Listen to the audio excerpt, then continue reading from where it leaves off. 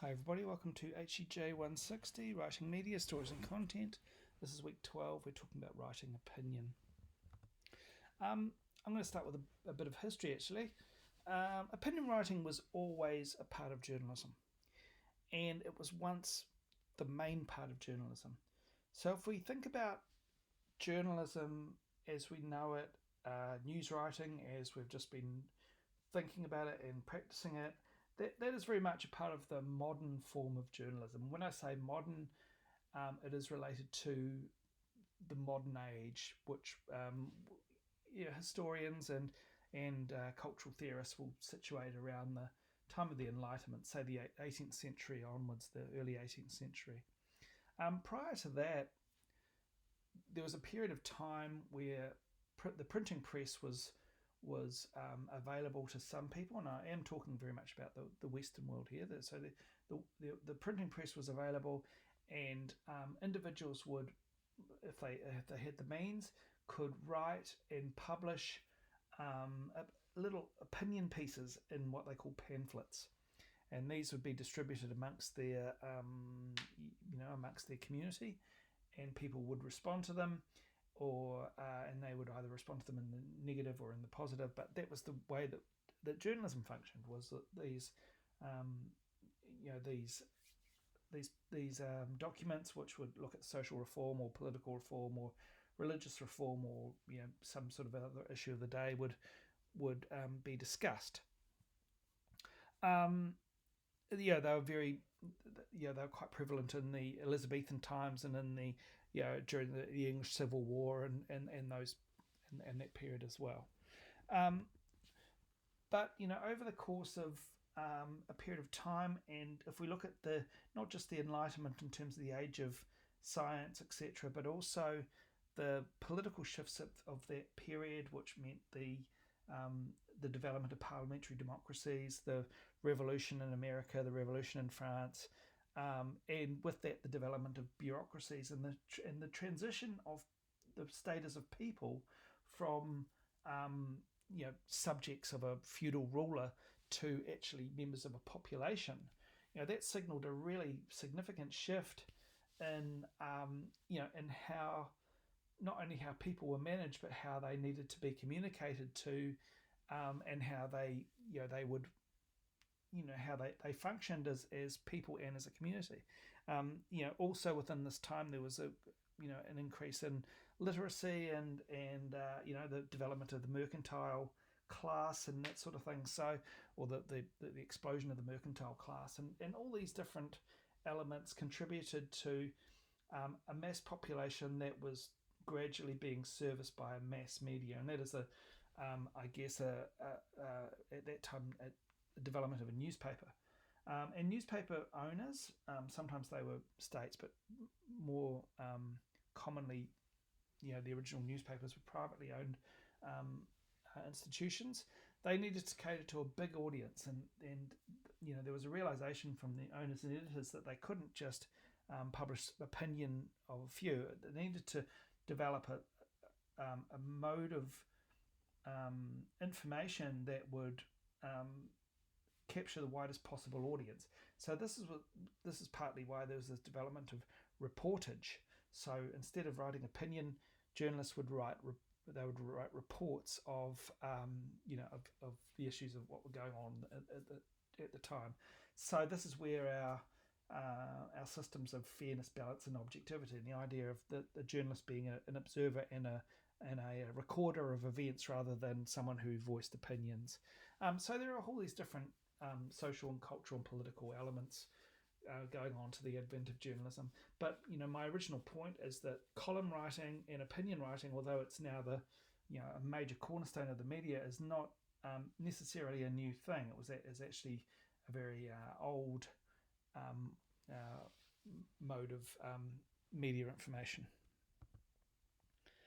And as the mass media has developed and progressed through the 20th century and into the 21st century, the marketplace has become very crowded, and once again, opinion has become much more important in terms of differentiating publications. So in the age of modernity, there wouldn't have been that many publications servicing a whole nation state. Now there is, hundreds of thousands of publications servicing whatever communities and whatever configurations there are. And opinion is once again a very important thing because it becomes a marketable mode of differentiation. Um, publications have always had editorials and always had letters to the editor and those sort of things, but it's now far more prevalent. I just had the other point there that certain rounds have always been much more open to having opinion writing in them. Sports being a good example of that. Sports writers have always been able to voice their opinion even in reportage. And gradually, from the mid 20th century onwards, the column writer, the opinion writer, as a celebrity, as an individual, becomes a much more of a marketable object for the publications themselves. I just have a little example here. This is about a guy called Mike Royko, who was a really celebrated columnist for the Chicago Tribune, through the 70s and 80s, and this is a kind of a charming little story. It's not so much about Royko, his writing per se, but it's about you'll see it when I show the clip. It's actually a clip from an American version of Antiques Roadshow of all things. But what I do want to illustrate with this clip is the relationship that Royko has with his community and how beloved he is as a columnist and as a representative and as a spectator of the community of which he serves. And that is a very much big part of that was a very big part of being a columnist is actually having that kind of rapport through the words to the audience. So I'm just going to show this clip. It's quite long. It's about 4 minutes long. So I hope you enjoy it.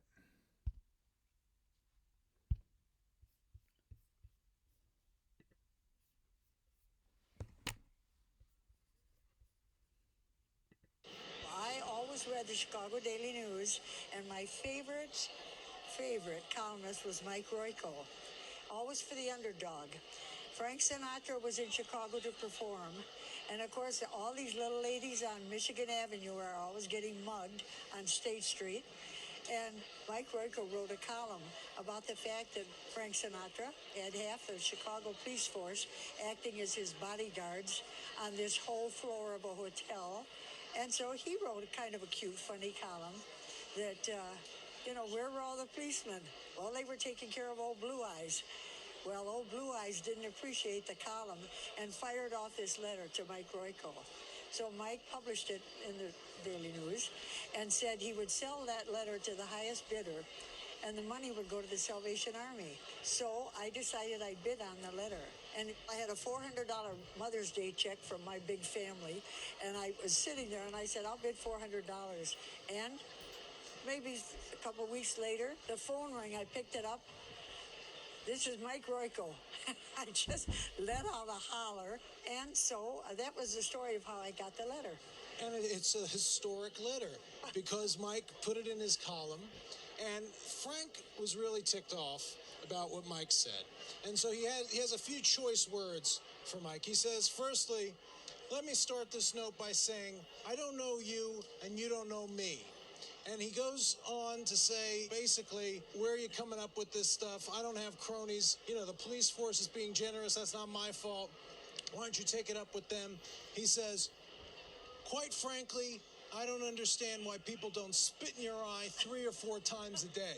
This is Frank talking to Mike here. That sounds like Frank. He talks about his tough reputation and that no one else can prove that type of allegation. And then he calls Mike Royko a pimp. That was the blow. I mean, this is just amazing stuff. Lastly, he says, I will allow you to pull my hairpiece. If it moves, I will give you another $100,000. If it does not, I punch you in the mouth. How about it? He signs it Sinatra and then copyrights it. So if it's ever published, it has to be published in full. Over here we have Royko's columns, and these two are his responses to Sinatra's letter, where he talks about how he plans on auctioning it off after he found out that people were interested in the letter and he wanted the money to go to a good cause, the Salvation Army. I conferred with some of my colleagues here, and we all agree that it is the best Sinatra letter we ever read. Doesn't it sound just like him? Oh, it's him all the way. And when he called him a pimp, oh boy, there were headlines in a lot of papers then absolutely about the pimp letter. I bet. And it's still a famous letter, and people remember it today. And as such, I would estimate it at auction at least $15,000. And I wouldn't be surprised. I wouldn't be surprised if this letter sold for more than that, because Sinatra stuff is as hot as it can get, and it just doesn't get any better than this. So, with all the provenance and your great story, it's just such a great piece. I was so happy that you brought it in today. Oh, gee, I'm gonna faint. I'm gonna faint. I really. Are you all right? Oh, yes, give me a seat. Oh, man. Are they kidding me? Did you all hear that? Did you all hear that? Oh, he offered me $100 for it. You can't have it for $100. Isn't that super? We'll leave that there, but there is a link there. I thought that was quite a charming little story, and if you've ever been to Chicago, you can really appreciate those fantastic Chicago people. But it does to me, it does speak of the real genuine love, and I guess the playfulness, and also the importance and cachet that certain columnists can have to their communities.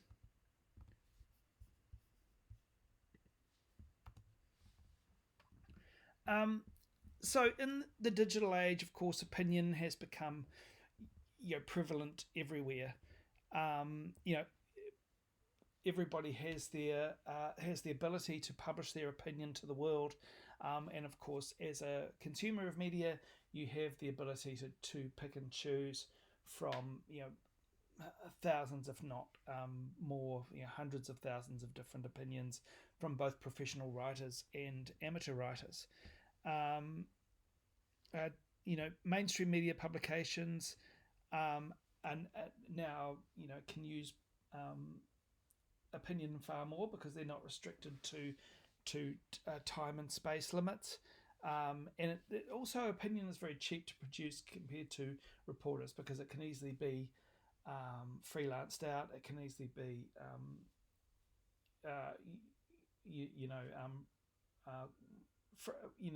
elicited for free from experts in other fields to write columns for publication. So it's very cost effective sometimes for mainstream media publications, and of course for just in terms of digital media, it is it's a good place for people to air their views and things like blogs, etc. I guess what we need to consider and what we need to think about a lot as media scholars is this diffusion and this condensation and mixing up of opinion and fact in the media landscape. And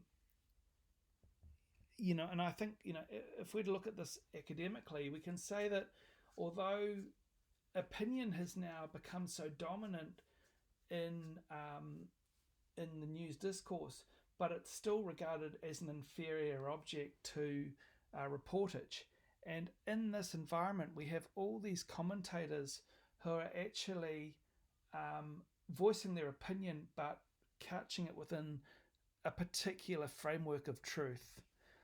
And this is quite complex. This is not a simple thing, and it goes beyond just the way that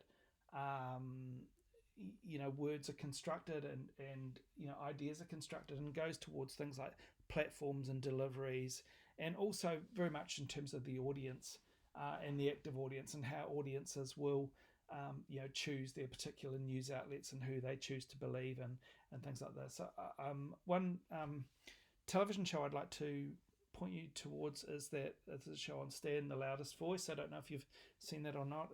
It's about Roger Ailes and the development of Fox News, and it stars Russell Crowe. But it's very interesting, the logic they have Roger Ailes and Rupert Murdoch about Fox News at the beginning, and saying, look, we don't want a news channel that's going to appeal to everybody. We just want one that's going to appeal to a certain population, and we're really going to talk to that population, of which it does. So it's not trying to, have a fair and balanced and objective look at things, but it's also, couching it very much in that they are representing a truth or the truth, as opposed to, other news organisations who they claim are misinterpreting or misrepresenting something. So ideas of where truth lies are still very contested, and I've talked about this in the past, but I think it's still something that's very, very important. And when we talk about opinion pieces and opinion media, that becomes far more significant.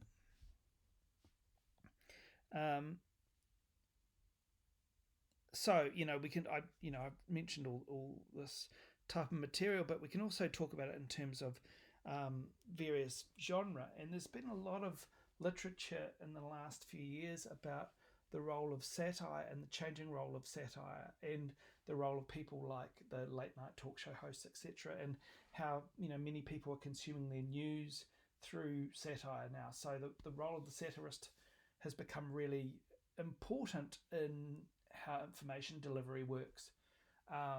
So people like Stephen Colbert or Seth Meyers, or those type of people, or John Oliver, become as important as news, or in terms of public relations for politicians and ideas, as the mainstream media goes. And they, of course, they're not even. I mean, they are articulating opinion as well, and that same opinion framed as fact, the way that Fox News does it too. And of course, on the other side, you have people like Alex Jones. So yes.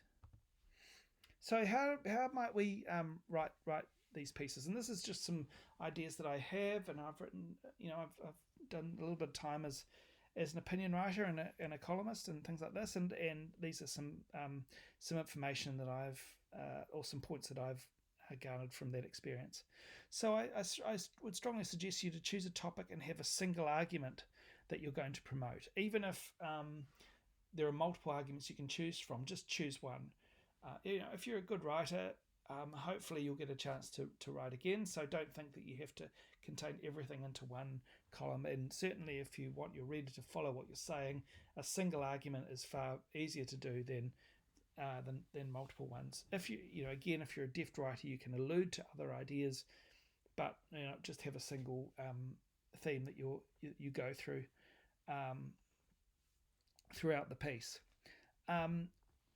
Like all journalism, opinion writing requires research. It shouldn't just come off the top of your head. You can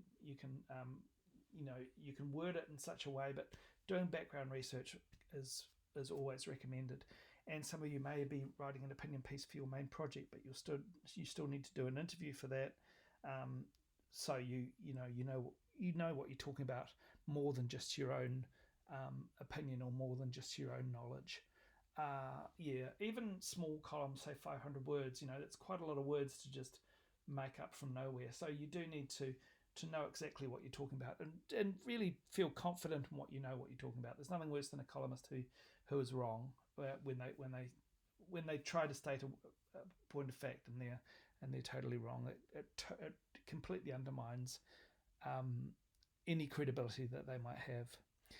Examine both sides of the argument like you would a news story, but just promote the one that you support. So you can either contradict the other side, or you can actually just note it and not say it. But it also, I guess, because good columnists and good opinion writers, they need to have credibility for their audience. That's really important. And even if you're dismissing the other side of the argument, to actually acknowledge it demonstrates that you know what you're talking about and you have credibility. Be clear, be humorous. I would suggest don't be too outrageous, depending on what institution you're working for. If you're working for, say, a student magazine, it might be slightly different to if you're writing for the Mercury or the Australian or something like this. So be aware of what publication you're working for. Know your audience and cover topics and write in a style that will engage them. So again, writing for a student magazine or a youth-based magazine will be different to writing for a more established publication. And if you're writing for your own blog, be consistent. Be consistent in style. The great thing about blogs too, and I haven't really talked about blogs that much, maybe we can talk about this next week, is that you can vary in length, you can vary in topic and that sort of thing, but you do need to have something uniform to make people come back, to make people want to engage with you. I often find the most successful blogs are ones that have a common theme throughout the whole thing.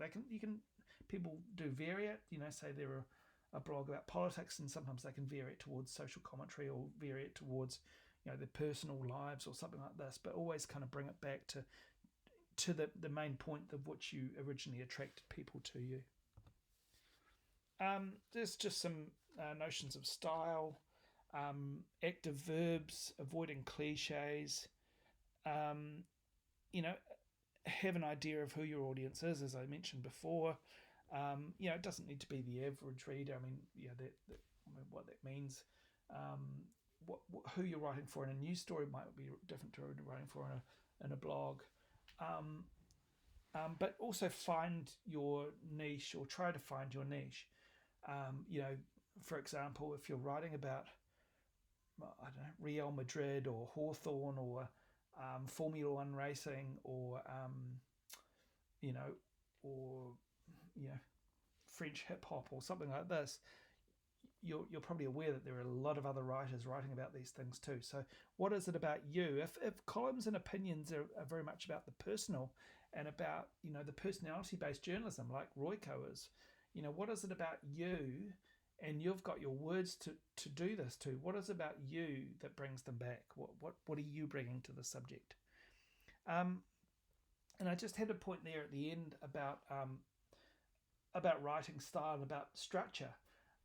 Like a feature story, it's always really good in columns to actually bring the theme back to where you began. Like I've talked about this in terms of feature writing. So you begin your feature writing, discussing, setting the scene of an interview, and you're in someone's house and you set the scene. It's a beautiful Tuesday morning or something, and the sun is shining, and and this and that. You can go through the whole feature, and then at the end of the feature, just return to that thing. Well, I left, at lunchtime, and the sun was still shining, and we've had a really good conversation. It's the same with opinion. You want your reader to feel that they've been on a journey, and then they've returned to the point. So it's like a little story of which they have come back to. Again, it kind of depends on the sense you want to evoke. If you want to evoke alienation and distress and all that sort of thing, you can do that. But, it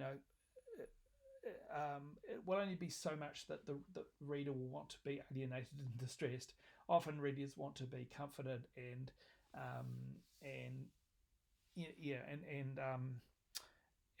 appealed to. So I always like the idea of returning to where you came from in the story. I'm just going to finish with a little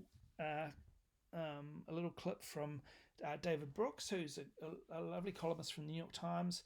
He's also a commentator on the PBS NewsHour, so you can watch that. I think it's on SBS the weekends and maybe during the week. I'm not sure, but he's a really one of those great sort of urbane American literary figures and journalism figures who has always been very generous in his talking about his own journalism. And here's just a little clip from him talking about the process of journalism.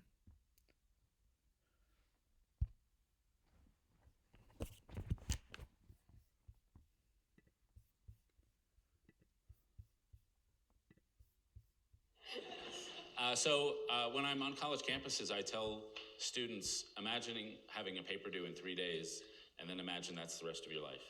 Yeah. I used to have all the normal human drives for food, water, sex, but now I only have one drive for column ideas. That's all I care about. So I used to think, if I got hit by a bus and I lived, I could get a column out of that. I had a fantasy of winning the lottery, but it was not for the money. It was because, I could get a column out of that. I once had, and it doesn't come that naturally to me. Some people it comes naturally. I once had lunch with George Will, and I said, "What's your next column about?" and he pulled out a little index card from his wallet, and it had his next 13 column ideas. Wow. And I wanted to take my knife and just jam it in his and so that is the hardest part. You just don't know what you're gonna, like I've got a column today, I've got one due in 3 days, I have no idea what's coming. Really? So you don't do what George Will does? You don't come up with 13 or ideas and say, you know, these are my go-to fail-safe columns in case I have writer's block? Yeah, no, I don't have any backstop. There's no column sitting out there. There's nothing. There's no Really? safety net there. That must be so nerve-wracking, is it? Yeah, I should preface all this by saying I found that when you complain about being a New York Times columnist, the level of sympathy you get is small. But I found it extremely hard. Like, I had a great job at a magazine before this, and when I first took this job, it was 13 or whatever it was the worst 6 months of my life just up to that point, because I'd never been hated on a mass scale before. You're way in the public eye, and it takes a little while to get used to it. And for me, I cleaned out my email folder after 6 months, and there were 290,000 emails in there. And the audience is a little more left than I am, so the core message was, Paul Krugman is great, you suck. And that was the world I entered into. I don't know, you're in the public eye, it takes a while to I don't think you ever get used to the criticism. I mean, I think you can put it in perspective, but it is hard to handle it.